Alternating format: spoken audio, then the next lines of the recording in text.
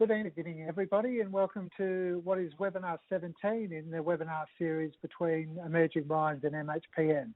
And tonight we're going to be able to discuss with you some practice skills about working with children who have experienced trauma. So welcome, my name's Dan Moss, and really looking forward to joining with you tonight. And welcome to the about 1,000 of you who have already joined us for tonight's webinar, and for those who are watching this through webcast, welcome. So before we begin tonight, Emerging Minds and MHPN would just like to acknowledge the traditional custodians of the lands across Australia upon which our webinar presenters and participants are located. We wish to pay respect to the elders past, present and future for the memories, the traditions, the culture and hopes of Indigenous Australia. So welcome to Series 3, and for those of you who have joined us previously, you'll know that we provide a series of webinars which are all focusing on the mental health of children and infants. So this is the third of our webinars in this series for this financial year, and we've got some coming up for you, which will be working with parents who have had their children removed, overcoming communication strategies to engage children, and a webinar later in the financial year regarding working with Aboriginal and Torres Strait Islander children. So if you want to know more about these webinars, please subscribe to our web line on www.emergingminds.com.au/subscribe. So how to use the platform tonight, just a bit of housekeeping on that. To access the interactive features and resources, hover over any of these colourful icons to the top right of your screen. So the purple icon is to open the chat box, and we've got Joss in our chat room tonight who is facilitating a conversation. Blue is for you to ask the panel a question, and after our panel discussions tonight, we'll be having a Q&A session with our three panellists, in which we'll be asking them then the questions that you send through to us.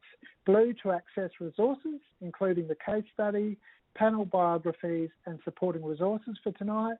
Yellow to open the survey, which we'll talk to you about later this evening. And green to reload the page webinar room. So learning outcomes tonight. At the webinar's completion, participants will be able to describe how to work with children who have experienced trauma in ways that help them to feel more comfortable and confident. We want you to be able to illustrate some of the challenges in working with children who have experienced trauma and how these can be overcome. We want you to outline the questions and skills needed to help children explore the effects of trauma.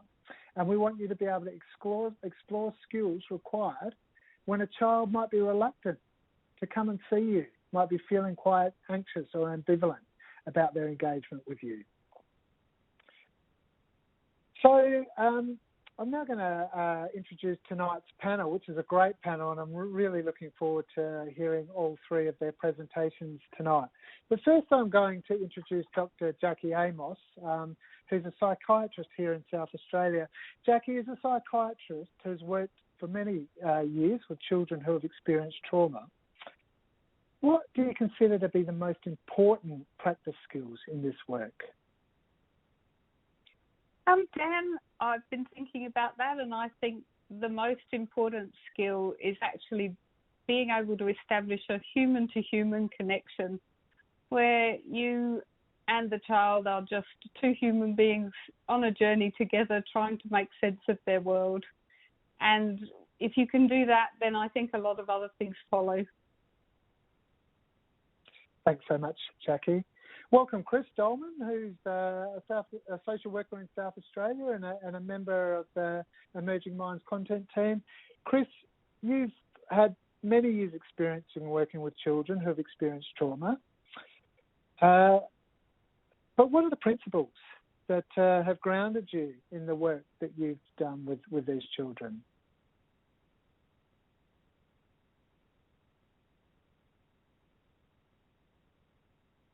Chris, I think you might just be on mute there.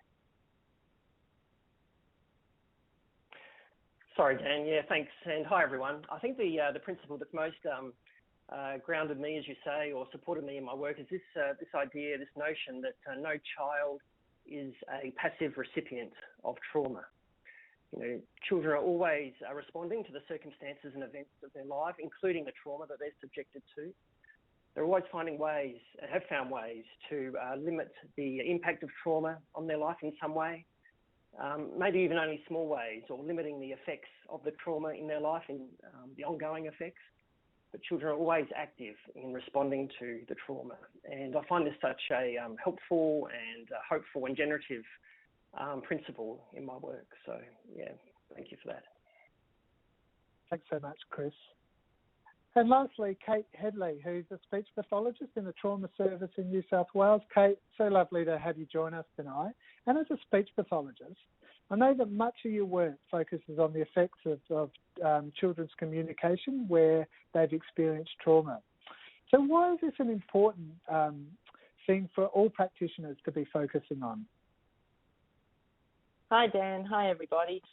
Yeah, look, I do think it is really important for all professionals working with children, regardless of your discipline of profession, to understand and recognise that complex trauma impacts the communication skills of all children who've had those experiences, and it will impact it in varying ways. And I think as professionals, if we develop our skills in how to support communication, we can really help young people in their engagement in really helpful interventions. Thanks so much, Kate. Really looking forward to hearing your presentation a little bit later on. So I'm going to now pass over to our panellists. And as you know, we're going to be thinking tonight a little bit about our case study, which is Jenny, who's 11 years old. Jenny's been through a few different foster placements ever since being removed from her biological parents when she was young. Jenny's got a few things going for her at the moment, including some issues at school, and she's going to come in to see whoever that might be, a psychiatrist, social worker, speech pathologist, feeling a little bit ambivalent or a little bit anxious about that engagement. And so tonight we're going to hear a little bit about the skills that our practitioners are going to use to be able to work with Jenny and, of course, other children who have experienced trauma. So first of all, I'm going to hand over to Jackie.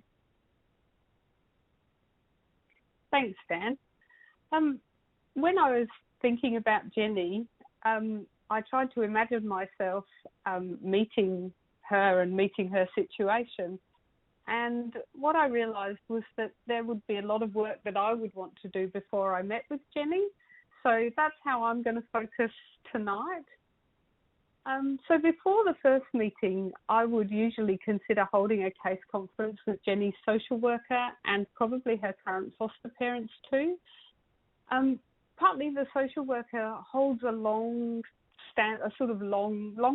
view of Jenny, so she's going to be able to provide that kind of bigger picture for Jenny's life. And the current foster parents have obviously got their current concerns. And I think it might help us to develop a shared understanding about what the people around Jenny think might be troubling Jenny, and help us do a bit of planning about what the purpose of a therapeutic intervention with Jenny might be, whether there might need to be some intervention with Jenny and the foster family, so who needs to be part of the process. And also there's a really big question for me in this case scenario about Jenny's relationship with her mother. She's recently run to her mother, and her mother has been in the background but in her life for the whole of her life. So I also want to know what possibilities might exist for her relationship with her mother from the perspective of her guardian, who is obviously represented by the social worker. So that would probably be my starting place. Because that starting place is a kind of starting place of working with the system, I thought it would be useful to just say a little bit about how I think about my position in any kind of complex system. So I think the most important thing if you're going to interact with the whole system is to think about maintaining a really open mind regarding Jenny's mother, Jenny's desire for connection with her mother, the foster family, and her child protection social worker. And it's really important not to prematurely accept anyone's version of reality as the truth, but to understand that everybody is offering a partial perspective. And by talking to a lot of people around Jenny, I'm hoping to get the richest picture and the richest description of her life that I can. I think that's particularly important here where we're already aware that the foster family perhaps have some reservations about Jenny's desire for a connection with her birth mother. As Dan said, I think Jenny is unlikely to be particularly open to therapy because her trust in adults and systems of care and concern will be pretty low. She's probably feeling quite let down. Entering into any new relationship will be fraught because she's discovered on a number of occasions that the place that she has in a family is tenuous and can change, and she may well have a belief about herself as not being important, having no place and not belonging. So entering into a relationship with a therapist, these will be questions that she carries into the room, I imagine. I also want to be really clear with Jenny at the start what the outcome of any kind of case conference has been about what the purpose of therapy might be, how I imagine I might be of assistance to Jenny, and how long I'm likely to be a part of her life. Because if she's not sure about that, I think that in this situation she's going to be very wary. And I think the most important thing is that I don't want to make any false promises to Jenny, so none of those kind of statements that sometimes we want to make around, I'll always be here for you, because actually the truth is we probably won't.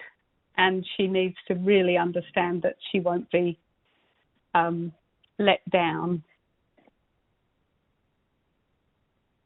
I think also because I tend to work with systems before I meet the young person, I would want to share openly with that young person what I already know about them.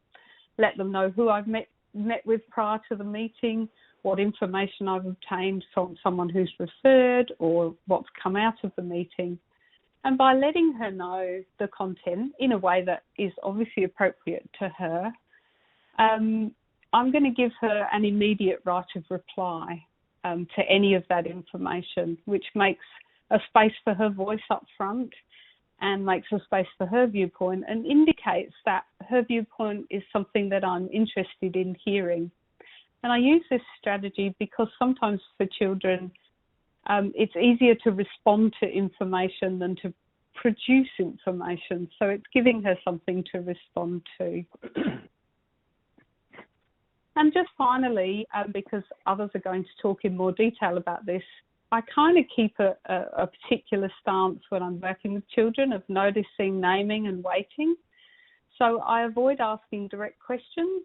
I prefer to just offer statements to children about what I'm noticing about them and what they're doing and what I'm thinking about as I'm sitting with them. And then that allows the child or young person to respond to me or not, kind of as they wish, which increases their power in the situation, I hope. And then I invite them to interact with anything that I have in the room or anything that they may have brought with them. So that we essentially are trying to create a pretty relaxed atmosphere out of what is a pretty tense situation. And I just also wanted to note, because this is sometimes something that happens, is that young people come in and they've got their phone and video game type things with them. And I will often spend quite a bit of time interacting with them around that, or even via that. I would perhaps send text messages backwards and forwards for a while, rather than banishing anything like that from the room, so that, you know, we give that opportunity for the child to bring what's important to them as I bring what's important to me. So I think that's all from me for now, Dan. I'll hand back to you. Thanks so much, Jackie. That was fantastic, and look forward to having you answer some questions in our Q&A later. So I'll now pass over to Chris Dolman to talk about a social worker's perspective. Thanks, Dan, and thanks, Jackie. Yeah, really appreciate the way you spoke about how you position yourself and work with Jenny and the family, so thanks for that. I thought I'd just begin by speaking about some of the challenges that perhaps occurred to me as I read the case study with Jenny. I'll just really name them rather than go into a lot of detail. But I guess what stood out to me was, of course, and Jackie touched on this, was Jenny's reluctance to participate, if for no other reason, perhaps on account of the effects of the trauma on her. The other challenge, I think, is creating a safe context for her, for Jenny, who perhaps safety and trust has not always been respected or available to her. And this sense of challenge around establishing collaboration with her, a sense of partnership around what it is we're actually doing together would be significant. And tied with that, I guess, is really another challenge is, I guess, ensuring that our conversations are purposeful and that she has an interest in why we're meeting together. So I'm going to sort of speak about some ideas around responding to those challenges and some different options. And there's 4 of those which I'll go through now, as well as speak a bit about accountability at the end there. So a key area that I'm always listening out for and wanting to get onto in working with children who've been subjected to trauma or experienced trauma is getting onto other aspects of their life that haven't been overtaken by the effects of the trauma. So listening out for, asking about, noticing what it is that interests them, their interests, what it is that they're good at, what it is that Jenny would enjoy. There's not a lot of information about that in the case study that's being provided, which perhaps we shouldn't be surprised about, but we can make it our business to find this out, to kind of research this with Jenny or with perhaps other people that love and care for her and are concerned about her as well, and use those as entry points into these conversations. The purpose really being to bring forward Jenny's skills and know-how that she uses in everyday life to kind of get through life and do things that she enjoys. And I find that actually somehow finding ways to document this, to record this, can be a great acknowledgement of these things, but can also, these skills and know-how, these things can become usable, as we continue to work together, usable in terms of perhaps how she might be responding to other circumstances or the problems that she's facing, and find ways to bring these into storylines, to trace the performance of these skills and know-how in her life over time with her. As she speaks about these things, she's also making claims about her identity that perhaps is separate from how she's been positioned or portrayed, or how she might have come to think about herself on account of what she's been through as well. So that's one key area. Another area for me, which I just find so important, is to come to understand what sense she'd be making of us meeting together. What meaning does she make of this? And I do find one helpful way of that, not always, but a common way can be to be tracing her understanding of how our conversations came about, what she has been told about us meeting together, tracing the history of the conversation, if you like, how we got to this point. Invariably this is on account of the concerns of others. So to sort of finding ways to be hearing from her about what her guesses about what others might be concerned about. But importantly, for me, her response to these concerns. Does she side with them? Does she agree with them, or does she disagree with them, or maybe a bit of both? I've got their welcome complicity and welcome protest, and I guess I particularly, love it when children actually protest something about coming to meet with me and protest something about others' concerns, because I think that I can then be asking them and understanding more about why they're not so concerned, or what else they're concerned about, or things they know about themselves that has them perhaps not being so concerned. That's not to undermine other people's concern, but to honour and acknowledge the child's perspective on our meeting and on others' concerns as well. The third area is, of course, to find ways of acknowledging what it is that's problematic for Jenny. What is it that worries her, and what is it that's concerning her? What is it that's important to her that she feels is somehow in jeopardy in her life at the moment? And I think this is so important to start where the child's at and follow their lead around what might be concerning her. This might be quite different to what others are concerned about, or there might be some overlap, but nonetheless, understanding this and exploring the context and being curious about Jenny's experience. We could make some guesses, I guess, from the case study about what she's concerned about, but whether it's about moving school or contact with her younger sister finishing up because of that move, who knows? This is why it's important to hold on to this position of curiosity, I think, and seek to understand that. And invite her collaboration and partnership in relation to this idea of a joint project, what it is that we can be working on together, that, if things could be different, perhaps. In what way could things be different? If our conversation could somehow make a small difference to things, what might they be? They're not questions necessarily I'd ask her, but I'm letting you know the intentions behind those questions as well. The fourth area that I'm really, again, on the lookout for is, Jenny's responses to what is problematic for her. As I spoke about earlier, she, no matter what it is that's troubling her or concerning her, she'll be responding to this in some way.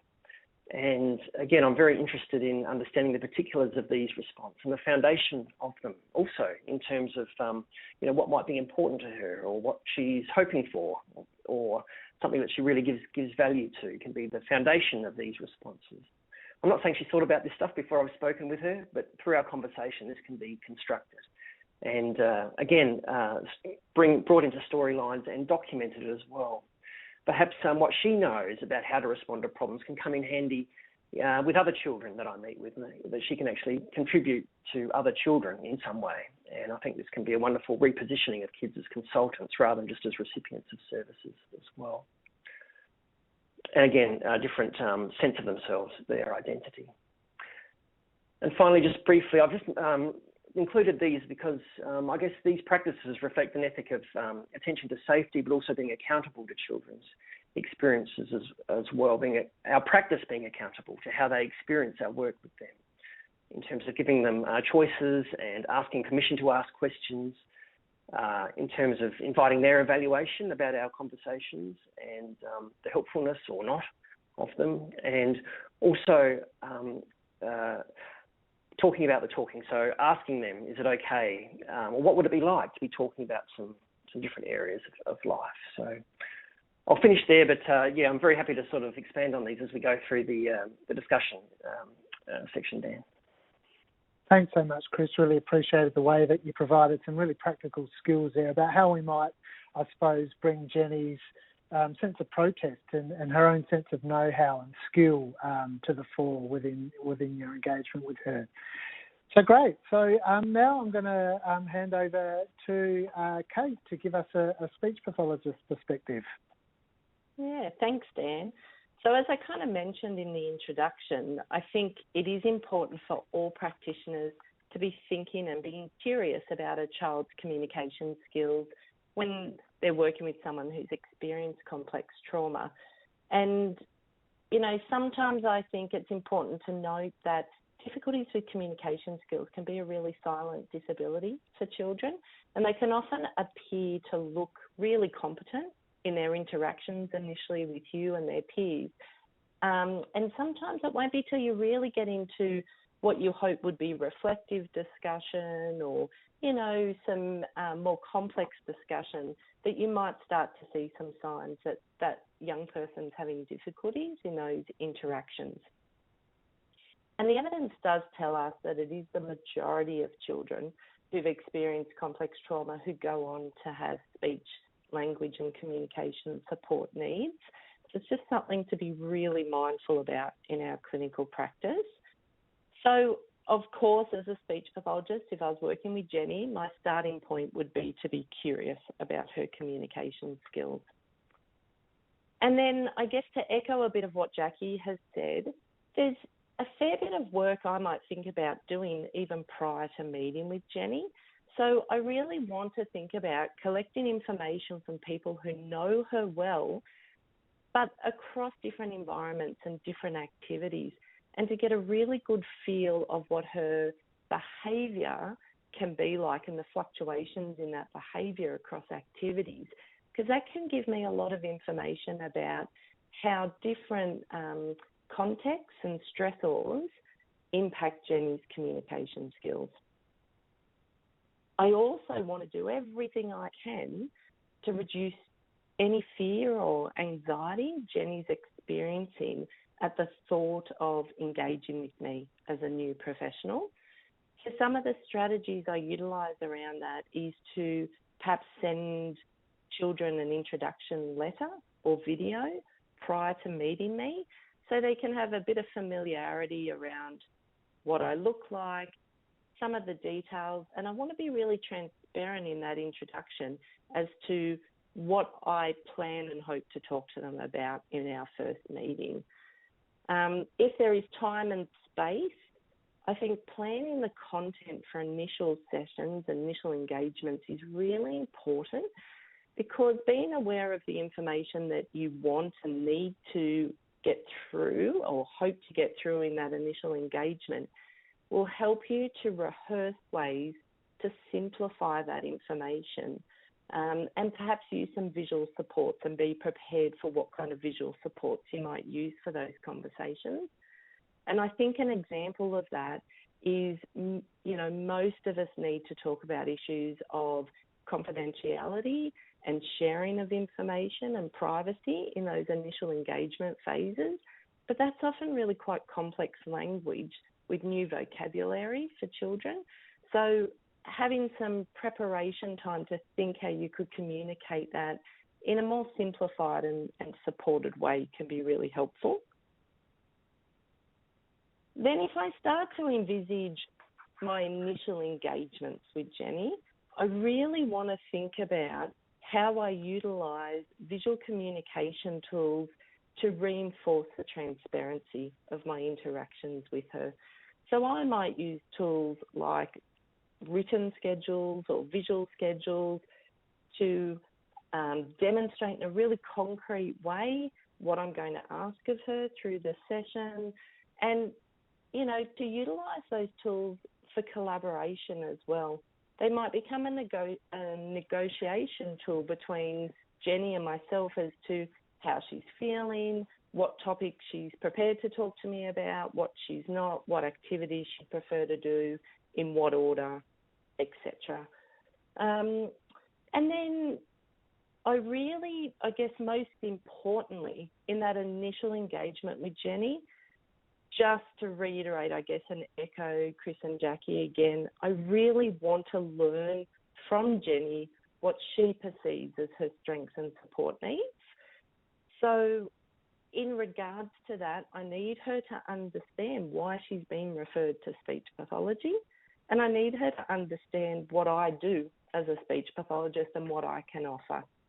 So again, I might try and look at videos, activities, sketching and doodling, any kind of activity that can support that conversation and maximise her understanding at a time where she might be feeling a bit stressed and anxious. And then to support her expression of her strengths and support needs, I might utilise skills like, writing out different tasks that involve communication skills and allowing Jenny to place those along a continuum to give her opinion and her thoughts on how difficult or easy those tasks feel for her. Moving into goal setting with Jenny, I really want to maximise my ability to collaborate with her. And so sometimes young people might actually find it hard to express what their goals are for the future. And I might scaffold that a bit in terms of, building on their strengths and interests and what I've learned about them. And again, utilising post-it notes or pictures to allow Jenny a way to show me her opinions on whether those things are part of the future she envisages for herself. And I've had other experiences where young people have quite a good vision for what they would like to do into the future. And so I might use mind mapping or sketching or some kind of visual communication medium to demonstrate, as I explain, how different communication skills relate to that big picture goal that they have for themselves. I also think it can be really helpful and really supportive just to use a simple written or visual schedule or scaffold to kind of collaborate with Jenny or other young people around the details of any intervention plans we negotiate, and that can become a really concrete support then that the young person has to refer back to. And then if I move into envisaging that Jenny and I work together for a period of intervention, I want to stay really vigilant to the fact that a person's communication skills can fluctuate in response to change in their emotional state and changes in the stressors that they're experiencing at any given time. So with that in mind, I want to build some communication support strategies just into all of our interactions and maintain that through our intervention. And then I really want to focus on the fact that when young people are having difficulty engaging or are having difficulty expressing themselves, they may actually be better able to demonstrate their opinions and their thoughts and express their ideas through showing rather than telling. So often, if a young person's having difficulty engaging, I might design tasks, and there's an example there on the table with lots of different photos all over it, where that young person was able to actually just use pictures to start to show me some preferences and show me some of her ideas and opinions on different topics, which was challenging for her to do verbally because of how much anxiety she was feeling about meeting me for the first time. And certainly keeping a record of any of these types of activities that you do can really serve a dual purpose in that it provides a communication support for the young person. So this could just be a single word bullet point list that summarises some of the key things that you talked about in the session, or it might be a photo of the activity you did, but it can also serve as a memory aid into the future if you need to come back and revisit previous activities and previous discussions. So I guess in passing back to you, Dan, I would just encourage people to be curious about children's communication skills and think about ways that they can visually support their predominantly spoken interactions with children in their work.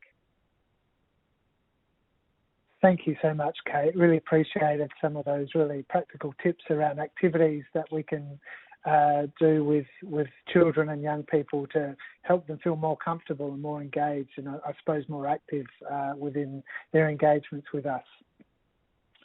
So now it's time for our question and answer segment of this session, and we've got some great questions coming in. So remember, if you do have a question that you want to ask any of our three panellists or all of them, please use the blue icon. We've got about 1,495 of you tuned in at the moment, so should be able to kind of be able to generate some great discussion. And so the first question that I've got, which is from our guest, is really thinking about the timing for thinking about intent and purpose of sessions with children. And Chris, I know you talked a little bit about that through kind of acts of protest about why a child might be wanting or not wanting to come and see you.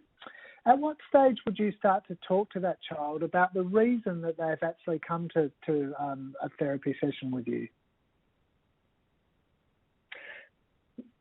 Thank you, Dan. Yeah, and thanks for the question. You know, I reckon in the first time I meet with a child, in the first session, by the end of it, I feel as though I'd like to have some understanding of the child's understanding of how come we're meeting together, and you know, in my language, what they might be wanting or hoping for from us meeting together. I'd like to get to that in that first session, but that doesn't always happen, of course, and it certainly doesn't come first. As I've spoken about, I'd like to give children a chance to speak about other things about their life besides whatever it is that's problematic, you know, those other aspects of life, and ensure that I've got some really rich descriptions of these things, children's skills or things that they enjoy as I've spoken about. And a sense of also getting on to, just beginning to talk about their understanding of how the conversations come about. Because then it feels as though there's more to the invitation that I might extend to them to come back again. actually, if I've spoken about some of those realms. So, yeah, to be fairly early on in my work with them, I want to begin to hear something about that. Yeah, so from what you're saying, there's a real balance between, wanting to build rapport, but at the same time, not waiting too long to have the child kind of maybe feeling like they don't know why they're in a session with you. That's right. It's not as though talking about why we're meeting together is contrary to rapport either, actually. I think those conversations are very respectful and honouring of the child's knowledge about these circumstances and can contribute to rapport rather than being contrary or undermining of rapport. Thanks so much, Chris. And what about for you, Jackie? I might continue on with Lee's question if that's okay. How do you strike this balance between, building rapport, but also creating intent and purpose within the sessions you have? Generally, I understand, with a parent and a child. Yeah, that's right. I tend to work with parents and children. And I guess having both people in the room does change what you do slightly. I often will start with the parent and kind of have some sense from them about why we're there and what they've already told the child about how come we're meeting. And that's an opportunity for me to kind of observe both how the parent communicates with the child, but also how the child receives those communications. And it's something that I also do pretty early in engagement. It's certainly something I would do before the end of the first session, but it's something that I would often do quite up front in the first session. I also want to have some sense of why I think we're there. Often in my work, why we're there is to make things better between the child and their parent, or to help them to have a more joyful connection. And so I might also want to introduce a little bit about why I think they might have come to me, or what it is that I think I can offer, to see whether we can find a meeting place in the middle where their hopes and goals and understandings of what I do and my understanding of what I do can meet. So I think, much like Chris, quite early on, that would be a big conversation for me. And I might go to you, Kate. You came from quite a little bit of a different perspective from the speech pathologist perspective, but is it still within that context really important that a child at some stage in that first session knows why they're coming to see you? Absolutely, because I think my overwhelming, experiences have been that often, and I would say this for the general population, most people don't understand the role of a speech pathologist in regards to language skills outside of speech sound skills. And then I think that's further magnified in regards to complex trauma. And, we're only really building our evidence base around the impacts of complex trauma on language skills. So I'm really aware that sometimes children will be immensely confused to hear that they've been referred to a speech pathologist. And I don't think any kind of helpful service can start at a place of confusion. So I certainly echo exactly what Jackie and Chris have said, in that I do start in that first session, certainly explaining my role and even doing some education as to why a speech pathologist is part of a trauma healing service, and then giving some more information about why the young person was referred. So then, just like Jackie, I can start to hear and draw out the young person's perspective on that referral. Thanks so much, Kate. The next question I'm going to actually ask all three of the panellists is from Janet. Now, Janet is really keen to hear some evidence-based interview techniques regarding children who have been affected by complex trauma. And so what I picked up in all three of your presentations was this idea of giving Jenny, in this case, a place to stand, to think maybe differently about herself or how she has acted in her life. And I might start, Jackie, with you on that, because you talked a little bit about kind of just starting to notice things about Jenny and her behaviour, both in her session with you, but also a little bit more broadly than that. Okay. I'm slightly thrown by the idea of the evidence-based skills, because I'm actually not sure that I know what the actual evidence says. I much more rely on, I guess, what I've experienced over a long time. But I do know that the quality of the relationship that you build is really pivotal in a lot of therapies, and I think that all therapies show that empathy and developing an ability to share with the child what you think they may be experiencing and have them understand that as empathy or something that actually does connect with their experience is really pivotal as part of an engagement and communication strategy that has to underpin absolutely everything. And where I think that sort of noticing and naming idea fits into that is that if I can show somebody an evidence to them, this is what I've noticed about you today, this is what I've noticed about you in other sessions, this is what I remember of your story, and this is kind of how I'm putting that all together and understanding that, does that fit for you, is a really beautiful way of not only trying to demonstrate your empathy, but demonstrate how you got there, which gives the child that place to stand where they can absolutely either accept or refute what you've offered. So I think probably that would be where I would come from in answering that question.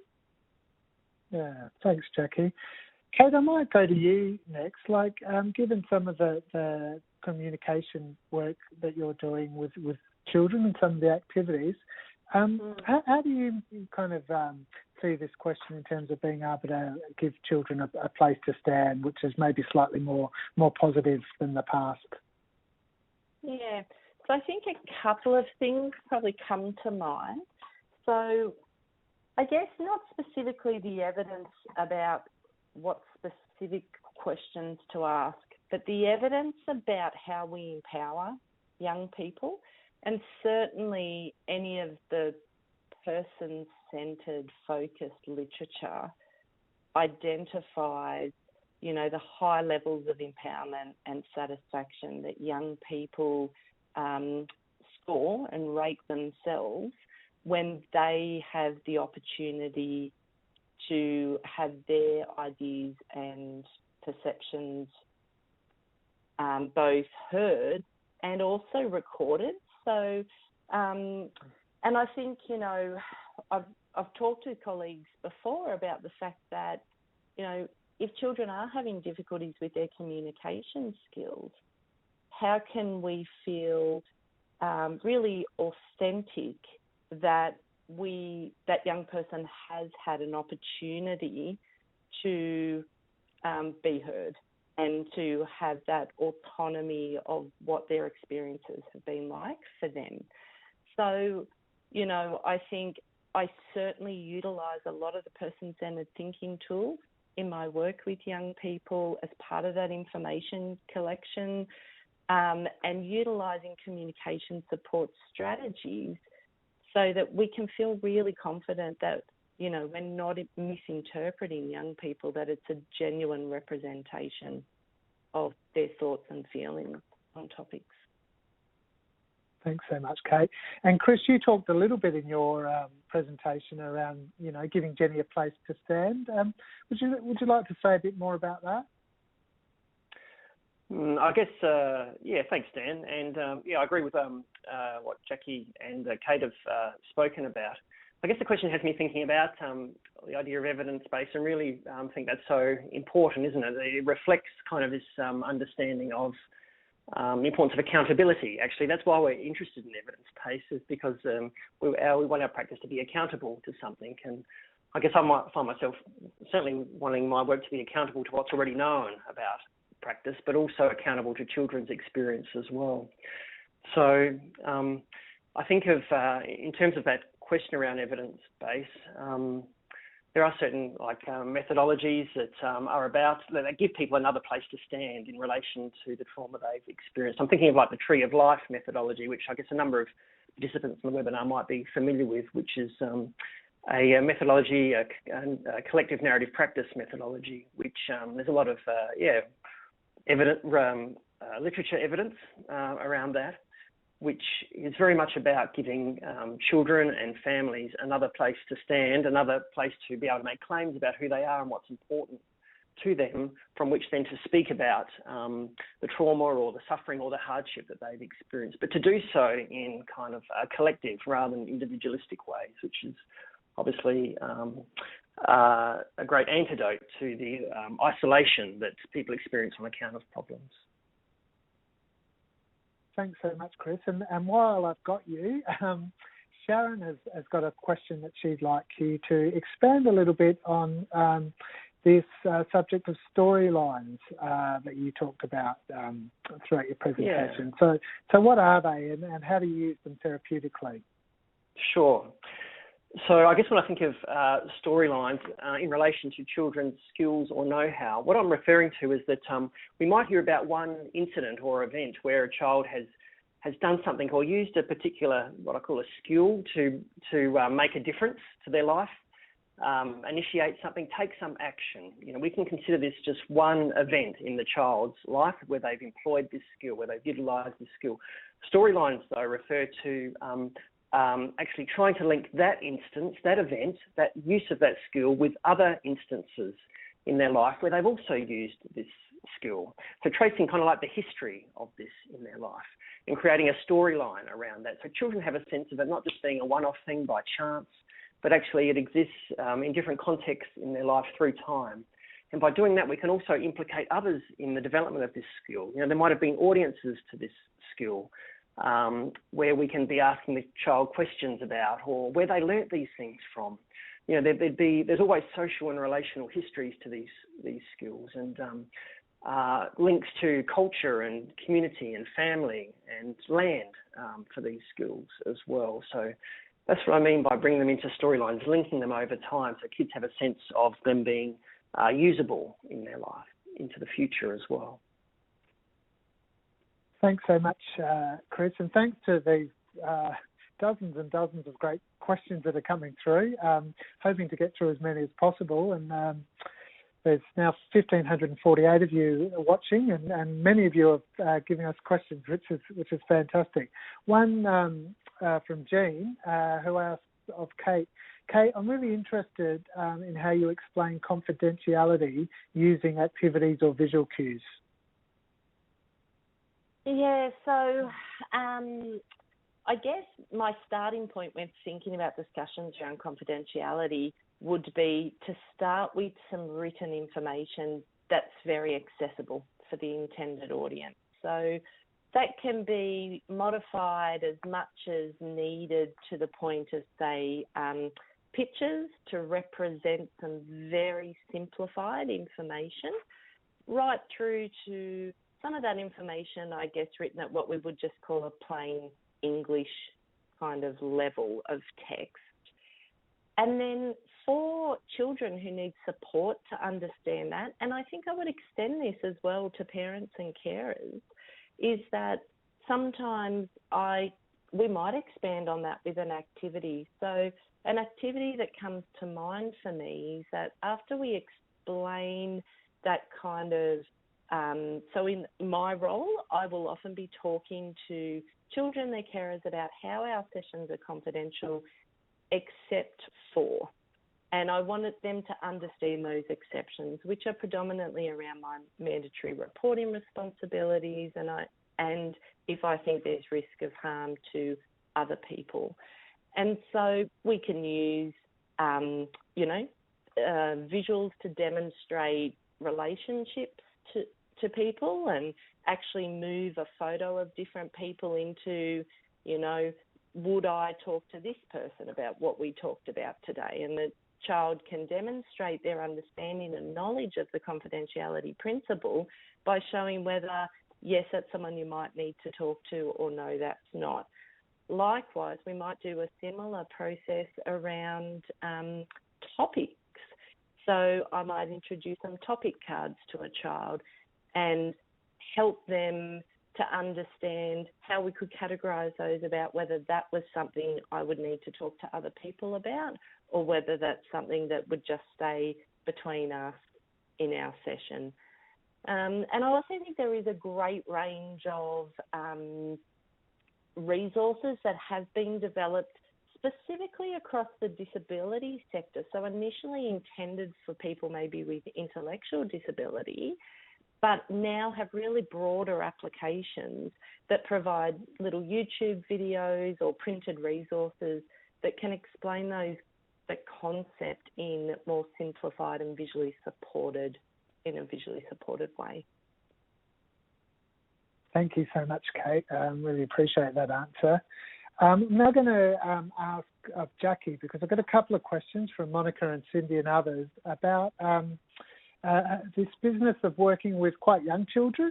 So, Jackie, in your experience, is it possible? Is it a possible thing to be working with quite young children and their parents? And what kind of different skills or techniques do you need to be able to practice with them? Sure. That's a really good question. When I'm working with parents and really young children together, I think one of the main things is to have plenty of play materials in the room that will have some kind of symbolic sense for children. So baby dolls and bottles and dolls' houses and things that they're used to playing with, but that maybe represent connection and disconnection in some way. So train sets with tracks that can come apart and those sorts of things. And then if I work a lot with storytelling, so if I'm hearing a story about something that may have been troubling the family, or that the parents puzzled about, or something that's happened to the child, then a lot of what I do is observing the child and their interaction with the play materials. And I think the key is then getting confident with working out how the play that they're doing links to the story, because often they're playing out what's being told and playing out their perspective. Because children understand things before they can really express them verbally. So they'll often show, much like Kate's been saying, they'll often show somehow with play materials what's going on for them. So that would be a really key skill, I think, in engaging parents with really young children. And that can work with children really early. Thanks, Jackie. And another question for you. So we're getting a couple of questions. Given your experience in working both with the parent and the child in the room, how do you negotiate a session with a parent who might inadvertently be using language which might be blaming a child for their experience of trauma? Yeah, okay. I have a sort of orientation, if you like, to those conversations that is helpful, which I learned from Heather Chambers, which is always to be thinking about the good intentions behind any communication in a relational setting. And I guess I use that a lot. So I think about what the good intention from the parent is in communicating with me something about that child, even if it is in a blaming way. And it's usually to bring me into the conversation and trying to enlist my help. And then I'm also going to think about things that I call mistakes of meaning and blame. And I'll be quite overt about that perhaps there's been muddles made about who's responsible for what and why. and be quite overt about exploring whether that may have occurred in this relationship. So they'd be a couple of starting places that I would use in those conversations. Thank you, Jackie. Next question is from Greg, who's working with a First Nation child who has experienced complex trauma. And asked Chris, can you tell us a little bit about your experience in working with Aboriginal and Torres Strait Islander children and their families, and how you do this in a respectful way, I suppose, particularly where there might have been intergenerational colonisation or trauma? Mm-hmm. Yeah, thanks, Dan, and thanks for the question. Certainly, I think certainly some of the practices that I've already outlined stand us in good stead, no matter the families, the cultural backgrounds of the families we're working with. I think the things that I outlined really do, express, or the intent is to understand the child's world, to privilege their language, to contribute to their sense of agency. And through that storylines that I was speaking about also, there can be links drawn to the social and relational history of those things that are important to the child, or their skills, or what they're good at. Links can be drawn to other connections, to family, to culture, to community. And so I guess I first want to say those things stand us in good stead, I think, in working with Aboriginal First Nations families as well. There's other things at play, isn't there, as the question indicates, broader forces at play and long histories of oppression and marginalisation faced by Aboriginal families and communities as well. I guess something else I want to say because of that is the importance of partnerships, actually, for me, in working with Aboriginal children and families. Partnerships with Aboriginal practitioners, Aboriginal service providers. And the particular nature of that partnership changes obviously on the context and the role that they're doing and I'm doing, I guess. But to find ways where I can be not only that I can be accountable for my work with those families, but we have a sense of kind of working together. So I think partnerships and considering what that metaphor might mean for practice is really significant as well. But intergenerational trauma, disadvantage, as I said, there are broader forces at play. And so I think we need to find ways not to individualise the effects of these things in families' lives, in children's lives. And so certainly, when meeting with, say if I was meeting with a family, parents, before meeting with a child, that is my preference to understand their concerns. I want to create space to, as I'm understanding the context of their lives, to be creating space and asking questions that allow them to speak about these broader forces at play in their life. But those stories of intergenerational trauma aren't the only stories I'm wanting to get onto as well. I'm also wanting to hear other accounts of how they get through these things, other stories of survival, strong stories. That Aboriginal communities have been telling stories for a long time that kind of support connection to land and community. So I'll be wanting to get onto those as well. And finding ways to, with the family, like the Tree of Life methodology I mentioned, these more collective approaches to working with children and families. So seems so much more to say. There's some things that come to mind anyway, Dan, in relation to that question. Thanks, Chris. Yeah, no, that's great. Thank you very much. The next question's for you, Kate. It's from Rachel, and she asks, what can teachers do to support children with trauma, particularly where they might be having issues at school around regulation, or they might be really avoidant of school? Yeah. So, look, it's a big day, isn't it? The school day for children and teachers when, young people are having trouble with engaging in that environment.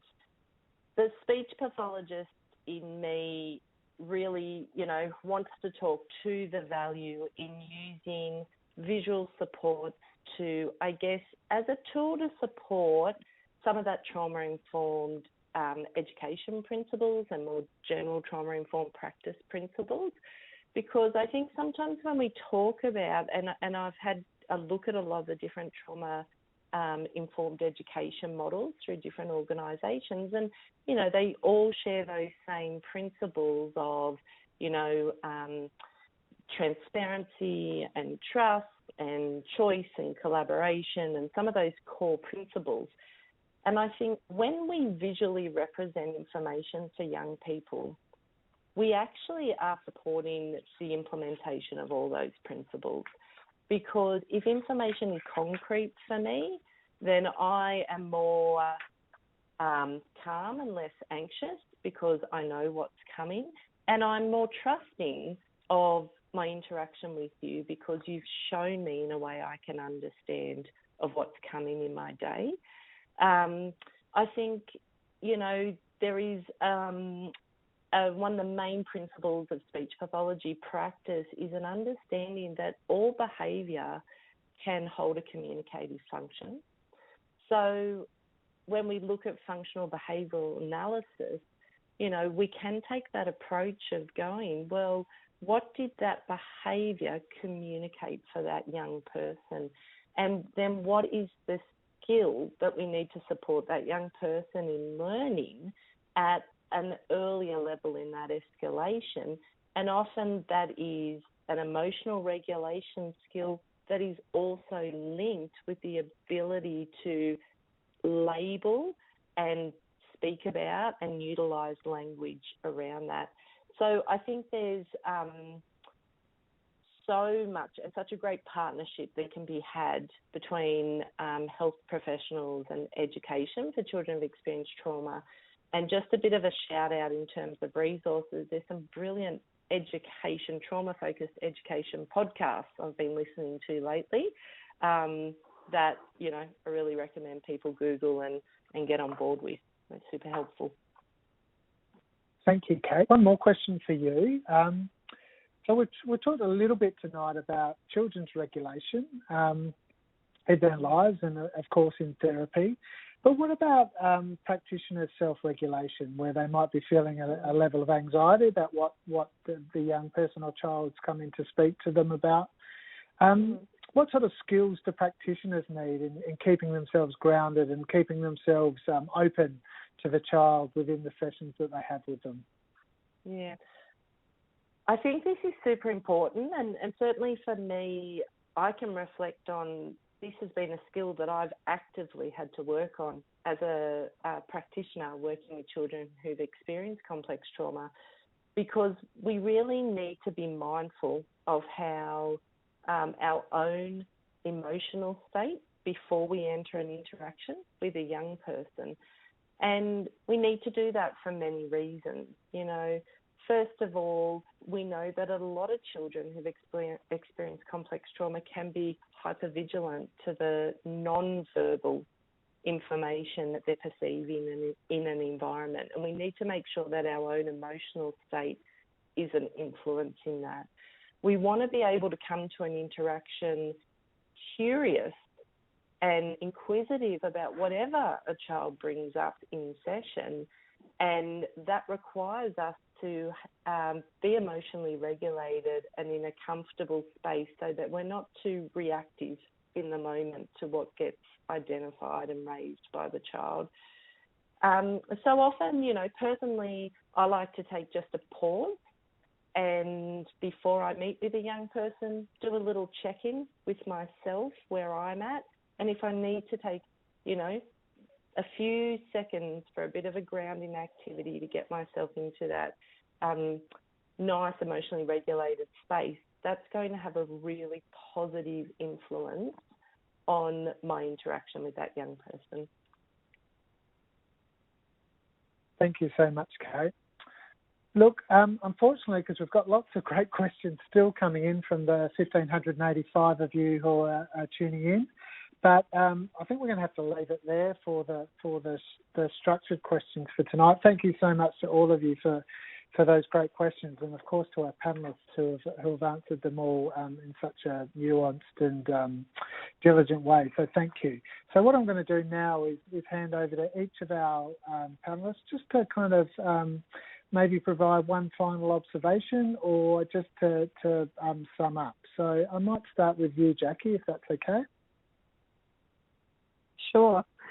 It's really difficult to sum up such a rich discussion, but I guess the things that came to me as I was listening was just that really what we've been talking about is making sure that everybody, and most particularly the child, has a sense of self and identity and has a sense of having agency in their interactions with us, so that they can begin to develop a sense of agency in relationship and in relationship to their own story. I guess when people are hurt in relationship, then there are a lot of complications around relationship, and that's kind of what came through to me in everyone's discussion, is about context and relationship. And thank you so much. Sorry, go on. No, that's it.